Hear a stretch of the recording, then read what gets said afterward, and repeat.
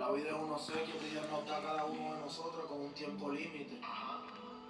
Es decir, que cada cual invierte su tiempo en lo que quiera. Yo prefiero tener comida en la nevera, aunque me toque josear porque vivir para el agua esa no era. Hay que vivir con un propósito, aprovechar y disfrutar cada minuto. Viaja, recorre el mundo, porque tú no sabes el día que te toque partir. Por Dios no vas a hacer nada, cabrón. Si tú tienes un fin y algún día vas a morir. Pero Dios nos dio un talento que toca a ti descubrirlo, trabajar y cosechar para el fruto.